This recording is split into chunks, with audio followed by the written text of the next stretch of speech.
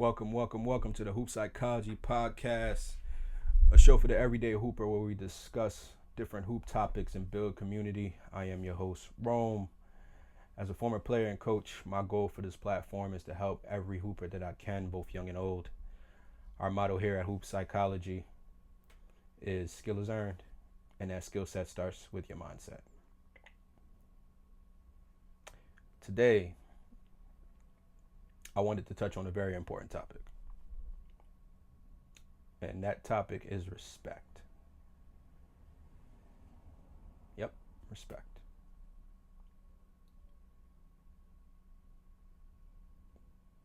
We often like to compare the parallels between basketball and life. Any sport that you play essentially is a microcosm of life. Sports have a tendency to teach us different values, ones that we may even carry with us for a lifetime. And that's a very important component as to why just athletics as a whole is important. It teaches us things in real time, in actual application that, otherwise may not have been taught, either by a parent or by a book that you may have read or a classroom. The reason why that I wanted to kind of get into self-respect today, or respect as a whole in general, is because I found it to be very, very important, a very important building block, rather, while you start your journey, or it doesn't really matter where you are in your journey as a hooper or a person. Respect is one of those things that's just constant. I kind of want to talk about the pillars that equate to self-respect.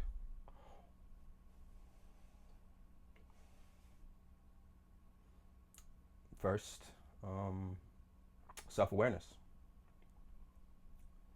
When it comes to self-respect, self-awareness is key.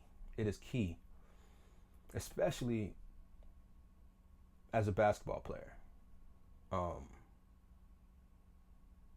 You have to understand where you're at before you can understand where you're going. All right?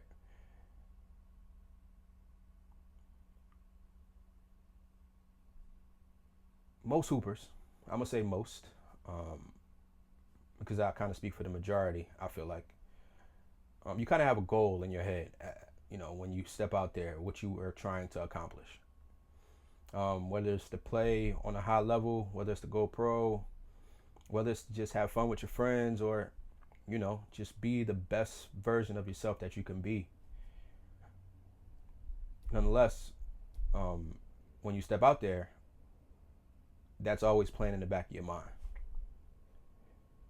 Self-awareness is key in that process because it kind of helps you gauge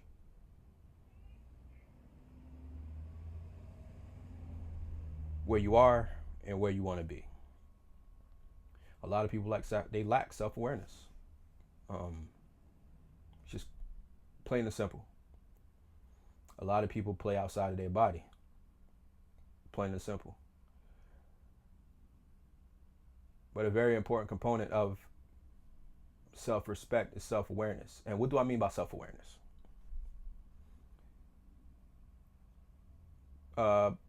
Plain example.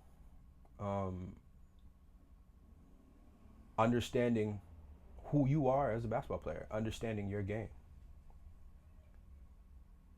If you don't understand who you are, you damn sure won't know where you want to go or who you want to be.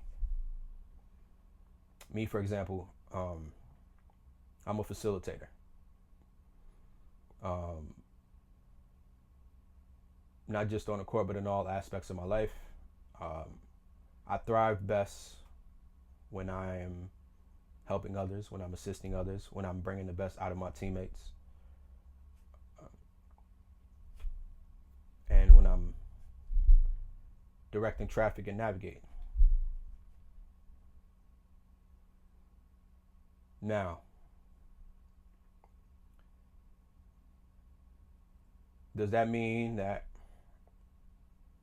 I can't go out there and score 30? No, that doesn't mean that. But would I be my best self if I scored 30? I don't know. To be quite honest, I've never scored 30 in a game. I don't know too many people that can or will admit that. And personally, I think it's about choice. I pride myself on efficiency, actually, especially at this stage and as a rec league hooper. Like less is more. You know, my mentality is if I can't do what I'm supposed to do in 12 shots or less, I'll go do something else. I'll go rebound. I'll go pick up somebody 94 feet. I'll go run a pick and roll, try to set my teammates up. I'll go feed the hot hand. I'll make the extra swing pass. To me, scoring is a very important component, but it's not the component. And honestly, the way the basketball is played today, you know, it's all about if you're a bucket or not. If you want to find out whether or not that I'm a bucket, play me one-on-one and we'll see. But last time I checked, 5-on-5 is a team game. Now, don't get me wrong. There's been those games where, I might go 7 for 10. End up with 21, 24, 26. But me intentionally going out there trying to score 30, unless that's what I have to do for the team to win, that's not really on my to-do list. My goal is to play within my body, and I'm best when I'm managing the game, when I'm directing traffic, when I'm being the leader defensively, and when I'm bringing the best out of everybody that's on my side of the ball. How did I come to this conclusion? Self-awareness.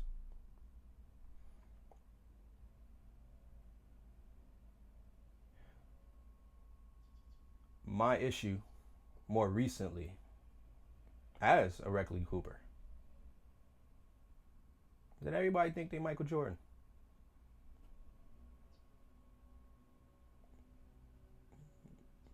Nobody really want to win for real. Well, I'm not going to put everybody in that category. There are a few.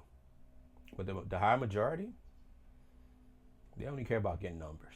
And that's fine. I get it. You paid to play. You ain't trying to defer. You ain't trying to, play a role. You just trying to do you. I get it. I respect it. But that's not how winning is done.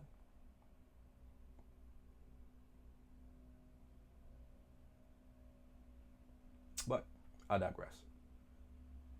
Where was I at again? Oh, yeah. Self-awareness.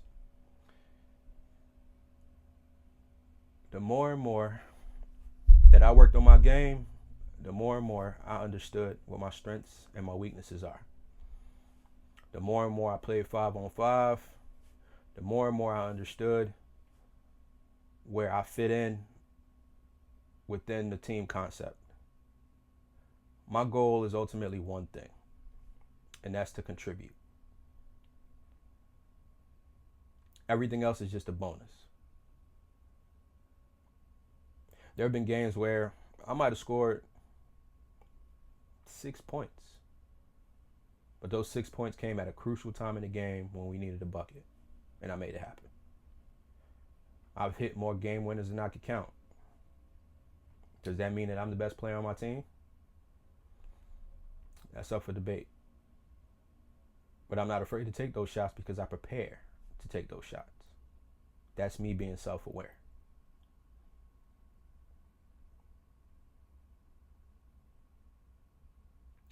Have there been times where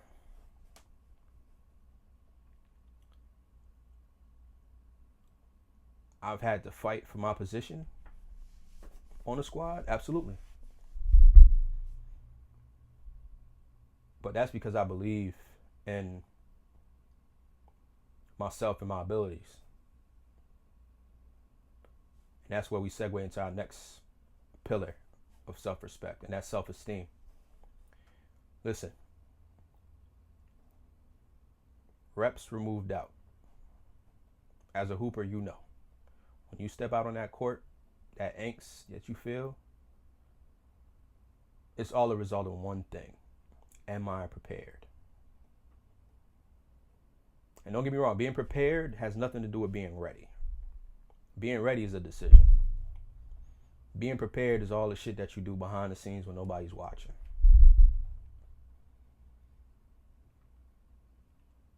If I haven't played ball in 6 weeks, and I think I could just go out there and grab 10 boards, get 10 assists, and score 16 points, smoking dope. This guy. Especially at my age now. Nah. It takes you twice as long to get back in shape than it took for you to get out of shape. You don't do nothing for a week at my age, you'd cooked. That week off, you got to spend 3 weeks of preparing to make up for that week off that you took. So for my younger hoopers, that's 25, 26, going crazy, I'm going to give you a little piece of advice that an OG gave me. Get in shape and stay in shape. So yeah, self-esteem. Self-esteem. Very, very important. But self-esteem is built through successful repetition. Self-esteem and self-confidence go hand in hand, same thing. It's built through successful repetition. I know exactly what I need to do and how long I need to do it to get into the rhythm that I need to get into to go out there and compete. And that's just years of working on my craft, refining, analyzing my strengths and weaknesses, knowing what's going to take time versus what isn't going to take time, and just constantly being in the lab. I found a formula that works for me. So have you found your formula, is my question. Have you found what works for you? And if you have, are you executing on that? Because those are very, very important components to self-respect. Self-awareness and self-esteem. The third component, self-assessment. Like I said, you can't know where you want to go if you don't know where you're at. And if you don't know where you're at, you won't know where you're going. One of the most flawed things about human beings is our inability to self-assess. Not just in sports, but in life. But I'll keep it strictly sports, just for the sake of staying on topic. The tape don't lie. If all you're doing is watching your highlights, then you're never going to get better. Watch a full game of you out there. Watch your body language. Watch your mannerisms. Watch your effort. Watch your face when you make a shot versus when you miss a shot. Watch your opponent. Watch how your opponent plays you. Watch how the team plays you if you're, one of the top guys.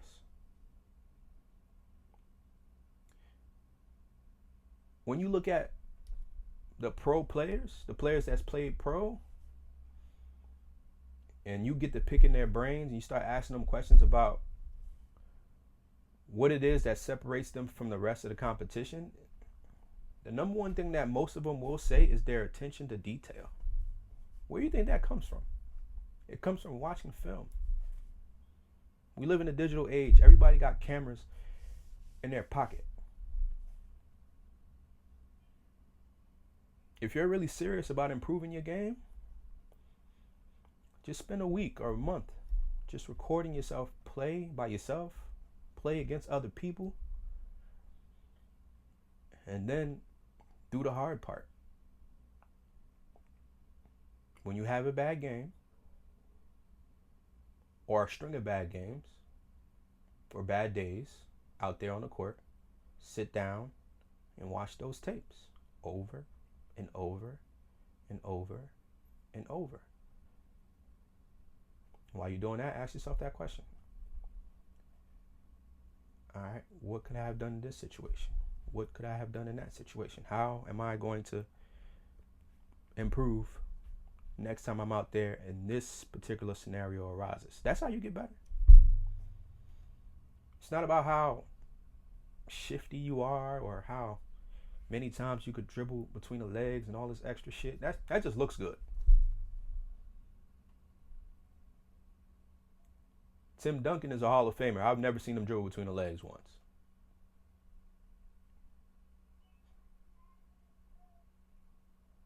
Kareem, Hall of Famer. He mastered one shot.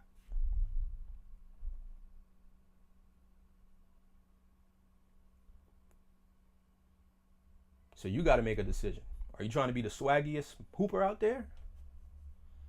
Or are you trying to be the greatest?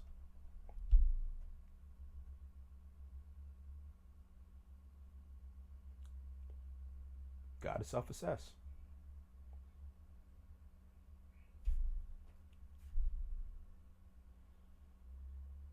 To me, those three components, that ultimately lead to self-respect.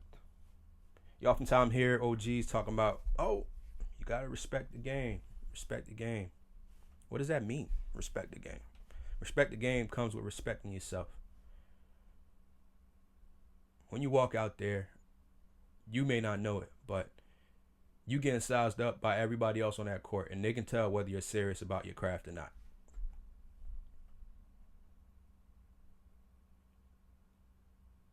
But if you're not taking your game seriously, how can you expect somebody to take you seriously?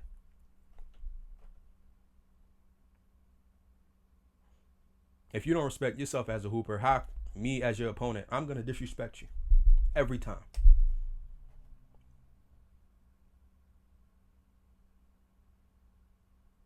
Respect is earned. Self-respect is earned. You can't lie to yourself, man. You can't.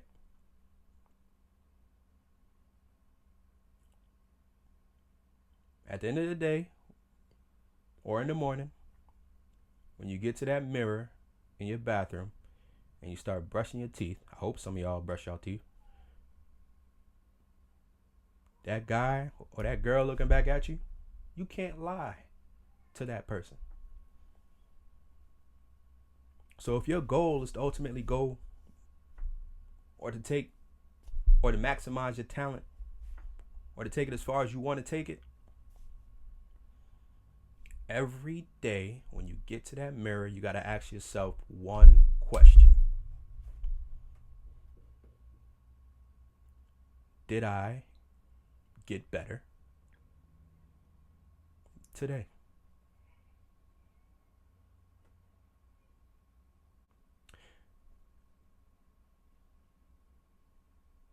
Anyway, I wanted this episode to be brief. I thank you for allowing me to get on my soapbox and rap with y'all real quick. Like I said, self-respect is a very, very important topic, and it's going to constantly resurface in all aspects of your life. But if you aren't self-aware, if you don't self-assess, or if you lack self-esteem, then you don't have self-respect. So I suggest you start working on all three of those components.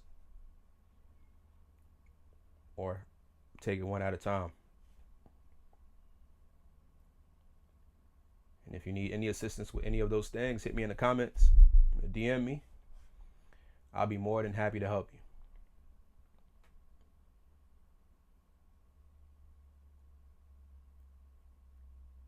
Once again, I want to thank you for joining me. Riding with me. This is episode 3. I'm excited about the future. I'm excited about growing and expanding. This has been a very, very fun project for me, a passion project. Anybody that knows me knows I love to talk hoops. And also, anybody that knows me knows I love kicks. So before I go, I wanted to give a big shout out to my sponsor for this episode, EJAG Customs. EJAG Customs. EJAG Customs is a sneaker customization company.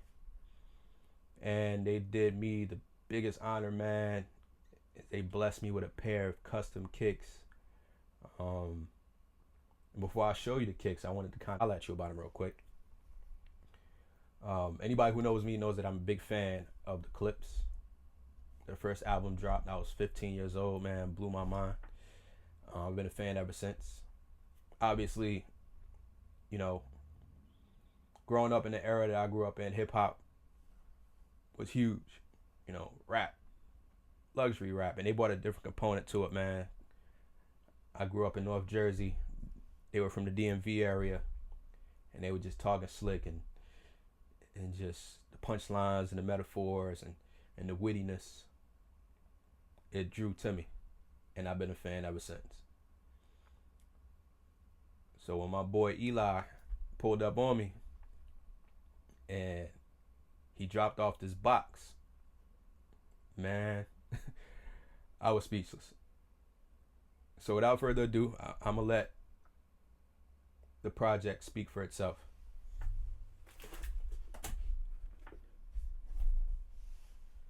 He hooked me up with a pair of Dunks, man.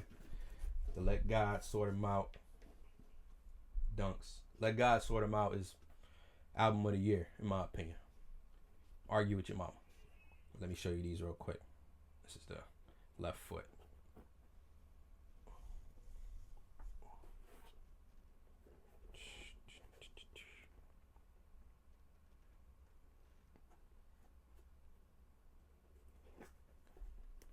And this is the right foot here.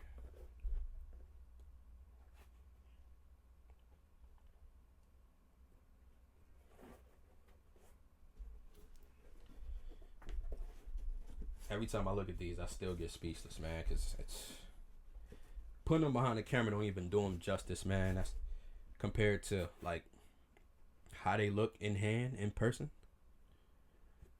I'm gonna do a full review on my IG page, and hopefully I capture the artistry and the work that went behind these. But I just wanted to give a quick and thankful shout out to EJAG Customs, man. Y'all did y'all thing on these. Once again, I appreciate y'all.